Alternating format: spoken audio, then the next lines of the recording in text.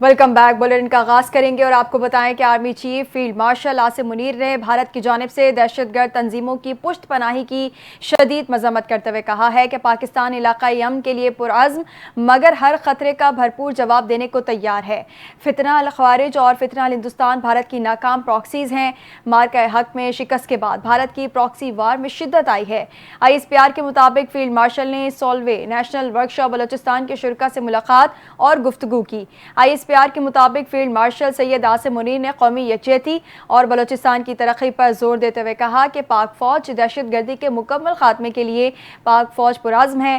Field marshal نے کہا دہشت گرد کسی مذہب، قوم یا فرقے کے نمائندے نہیں، دہشت گردی کے خلاف قومی سطح پر یکجہتی ناگزیر ہے۔ فیلڈ مارشل نے ادارہ جاتی ہم آہنگی اور قومی سطح پر مربوط حکمت عملی پر زور دیتے ہوئے بلوچستان میں ترقیاتی منصوبوں کو قومی ترقی کا ضامن قرار دیا۔ آرمی چیف نے کہا کہ پاکستان علاقائی امن کے لیے پرعزم مگر ہر خطرے کا بھرپور جواب دینے کو تیار ہے۔ ISPR کے مطابق نشست کے اختتام پر آرمی چیف اور شرکاء کے مابین سوال و جواب کا سیشن ہوا۔ آرمی چیف نے شرکاء کے سوالات کے تفصیلی جوابات دیے۔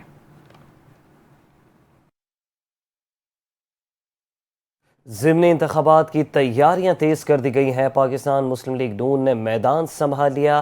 پارٹی قائد میاں محمد نواز شریف کی ہدایت پر مسلم لیگ نون نے ضمنی انتخابات کے لیے امیدواروں سے ٹکٹ کی درخواستیں طلب کر لی۔ ترجمان کے مطابق خواہش مند امیدوار اپنی درخواستیں پارٹی کے مرکزی secretariat H180 model town Lahore میں جمع کروا سکتے ہیں۔ N129 میں ضمنی الیکشن کا میدان 18 ستمبر کو سجنے جا رہا ہے۔ 6 اگست تک امیدوار کاغذات نامزدگی جمع کروائیں گے۔ یہ نشست میاں اظہر کے انتقال کے بعد خالی ہوئی تھی۔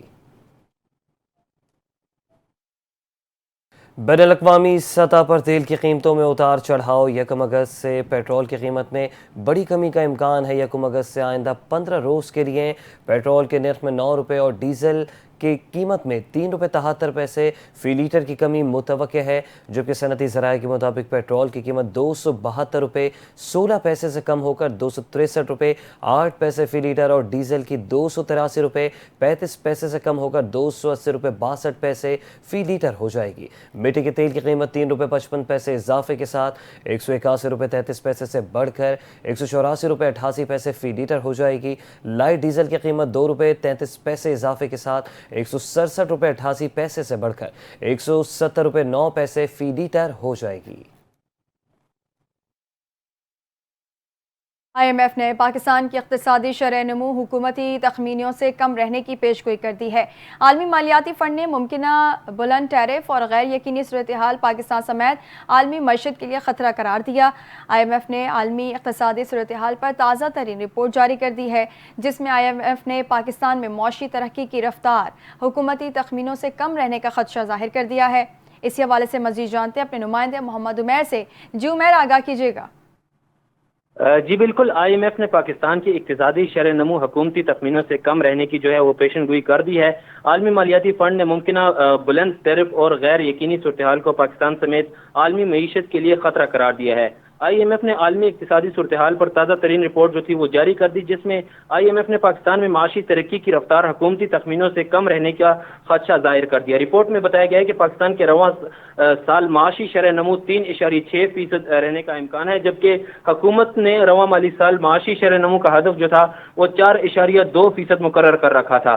رپورٹ میں مزید یہ بھی بتایا گیا ہے کہ پاکستان کی معاشی شرح نمو عالمی معاشی ترقی کی رفتار سے بہتر رہنے کا امکان ہے، جبکہ عالمی معیشت سال 2025 میں 3%، سال 2026 میں 3.1% شرح سے ترقی کرے گی۔ اسی طرح عالمی سطح پر مہنگائی میں کمی اور مالی حالات میں بہتری آ رہی ہے، اور جو پولیٹیکل کشیدگی اب بھی عالمی معیشی استحکام کے لیے ایک بڑا چیلنج بن چکی ہے۔ ممکنہ بلند ٹیرف اور غیر یقینی صورتحال پاکستان سمیت عالمی معیشت کے لیے خطرہ بن سکتی ہے۔ اعتماد کی بحالی اور سازگار مالی اور پالیسی حالات کو مستقبل کی ترجیحات وہ قرار دیا گیا ہے۔ جی شکریہ عمیر، تفصیلات سے آگاہ کرنے کے لیے۔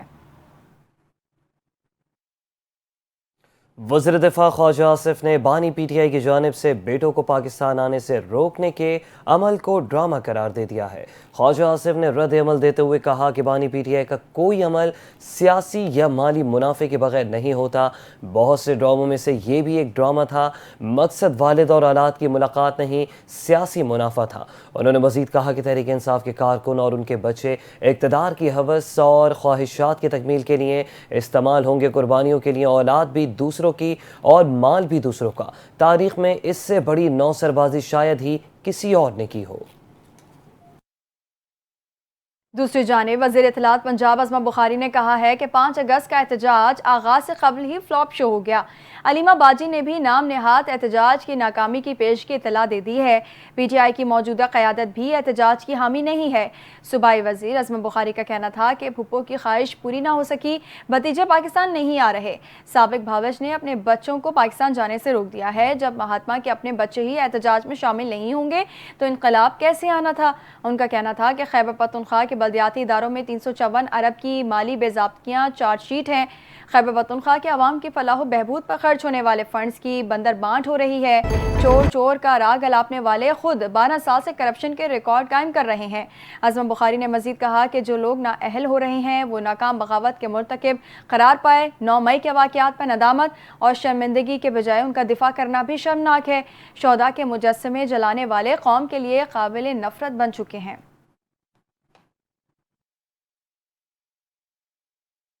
आगे बढ़े और यहाँ आपको बताएं कि पाकिस्तान तहरीक इंसाफ के रहनुमा शेख वकास अकरम ने बानी पीटीआई के बच्चों को रोकने से मुतालिक बातों को प्रोपेगेंडा करार दे दिया है।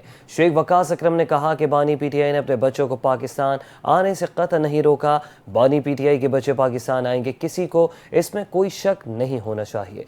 बच्चों के आने की तारीख का तयन होना बाकी है। बानी पीटीआई के बच्चों ने आने का फैसला खुद किया। शेख वकास अकरम का कहना था कि बानी पीटीआई के बच्चों ने जब फैसला किया तो वालिद को वाज़ेह कहा कि वो इजाज़त नहीं ले रहे बल्कि बता रहे हैं। प्रोपेगेंडे से परहेज किया जाए, इसका कोई फ़ायदा नहीं है। वज़ीर आला सिंध सैयद मुराद अली शाह ने कहा है कि पाकिस्तान को मार्का हक में तारीखी कामयाबी हासिल हुई।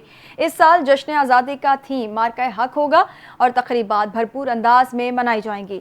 कराची में सूबाई वज़ीर शर्जील मेमन और नासिर हुसैन शाह के हमरा प्रेस कॉन्फ्रेंस करते हुए वज़ीर आला सिंध मुराद अली शाह ने कहा, अफवाज पाकिस्तान ने दुश्मन की जाहिरियत का मुँह तोड़ जवाब दिया।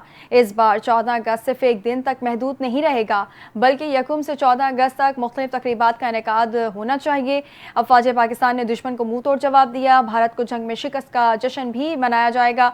मुराद अली शाह ने बताया कि इसी सिलसिले में उन्होंने बिजनेस कम्युनिटी, बैंकों और सनतकारों से अहम मुलाकातें की हैं ताकि जश्न आज़ादी को सूबा सिंध में भरपूर अंदाज से मनाया जा सके। हर अहम इमारत पर कौमी परचम लगाया जाएगा, जबकि घरों, शॉपिंग मॉल्स और गाड़ियों को सजाने के मुकाबले भी मुनाकिद किए जाएंगे और जो घर, इमारत या गाड़ी अच्छे से सजी हुई होगी उसको इनाम भी दिया जाएगा।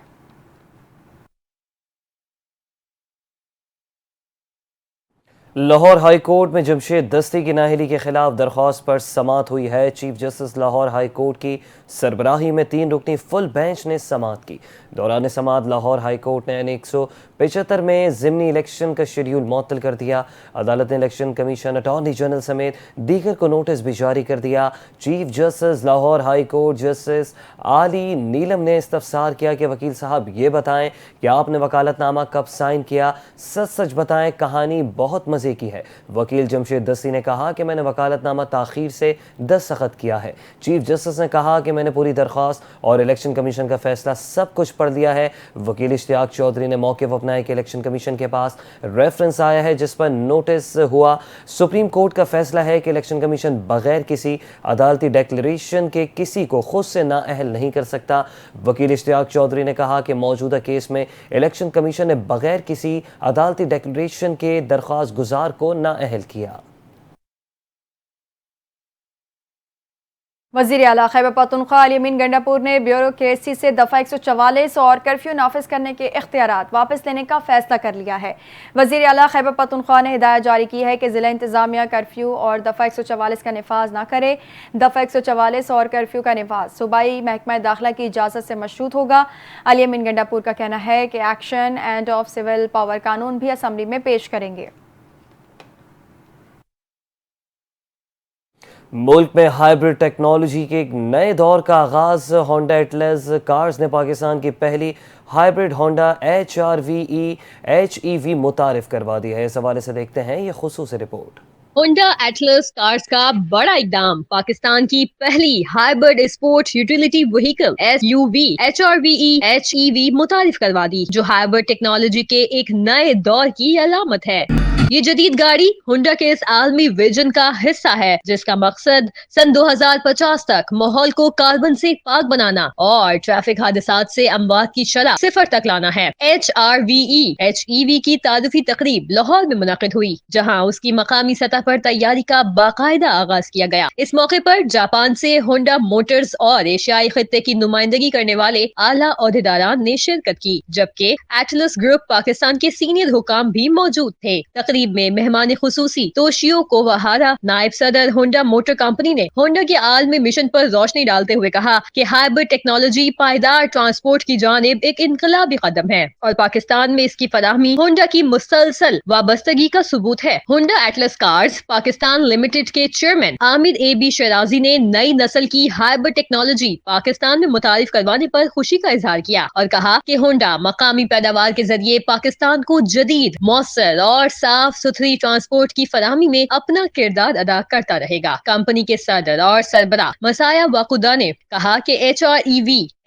صرف ایک نئی گاڑی نہیں بلکہ مستقبل کی سمت ایک حکمت عملی پر مبنی پیش رفت ہے. ان کے مطابق یہ ماڈل جدید خصوصیات، بجلی سے چلنے والی نقل و حرکت اور جدید طرز کی ڈرائیونگ کا بہترین امتزاج ہے اور یہ اپنی قسم کی سب سے جدید، مؤثر اور بہترین ہائیبرڈ SUV ہے. ہونڈا ایٹلس کارز کے جنرل مینیجر برائے فروخت اور تشہیر جناب محمد نعیم نے اس گاڑی کی تکنیکی تفصیلات بتاتے ہوئے کہا کہ یہ گاڑی جدید دوہری موٹر ہائیبرڈ نظام سے لیس ہے، جو بجلی اور پیٹرول دونوں سے طاقت فراہم کرتی ہے. اس کے نتیجے میں فوری طاقت، ہموار رفتار، شاندار ایندھن بچت اور پرسکون ڈرائیونگ کا تجربہ حاصل ہوتا ہے. تقریب کے اختتام پر اس گاڑی کا تعارفی اشتہار اور باقاعدہ پردہ کشائی کی گئی، جس میں اسے آل ان ون پیکج قرار دیا گیا. HRV میں بہترین کارکردگی، دلکش ڈیزائن اور جدید خصوصیات یکجا کی گئی ہیں. گاڑی میں ہوا کو چینے والا جدید بیرونی ڈیزائن، LED روشنیوں، خود کار پچھلا دروازہ، بلند زمینی فاصلہ، 18 انچ کے خوبصورت پہیے اور دوہری رنگت کے اختیارات دیے گئے ہیں، جو اسے سڑک پر نمایاں بناتے ہیں. گاڑی کا اندرونی حصہ بھی انتہائی جدید ہے، جہاں پرتعیش ڈیزائن اور روزمرہ سہولتوں کا حسین امتزاج پیش کیا گیا ہے، جو آج کے جدید طرز زندگی سے مکمل ہم آہنگ ہے. نیوز اسٹوڈیو سے فی الوقت اتنا ہی. دیکھتے رہیے NTN نیوز.